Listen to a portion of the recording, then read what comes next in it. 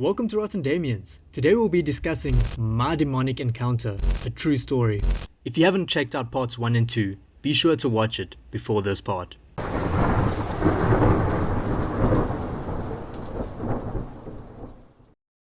It is 2016, a few months later. I got home from water polo practice at around 9 p.m. I was home alone. I entered the house and tried to flick the light switch on, but nothing happened. There was a power outage, or, for my South African viewers, load shedding. I stood in the center of my pitch black kitchen, still wrapped in my sopping wet towel. I was texting a friend, but my mind kept drifting to the previous demonic encounter. As a means to fight this thought from surfacing, I began whistling an upbeat tune. Eventually my lungs had deflated, and I had to take a deep breath in. While I refilled my lungs, I heard the exact same tune I was whistling being repeated outside. I immediately got chills and all the hair on my arms stood up. Terrified, I shakily made my way to the door and stuck my head out. I looked left, then right, but I didn't see anyone. My phone then dinged with another text, so I looked down. As soon as I looked down, I saw the same hooded figure in my peripheral vision. It was crouching down about 5 meters away from me, looking at the floor.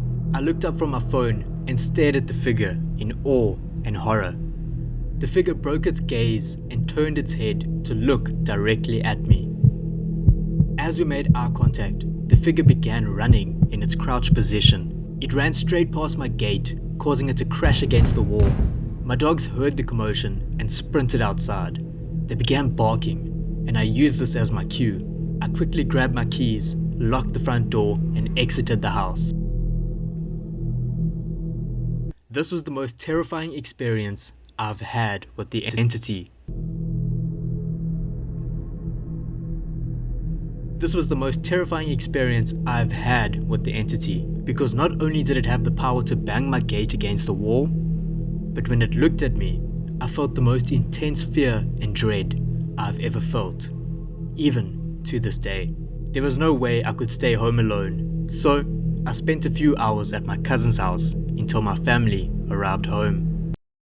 If you're enjoying this series and would like to hear more, be sure to hit the subscribe button so you don't miss an upload. Next week, I'll be discussing the second last episode where I play Ouija and try to find some answers from the entity.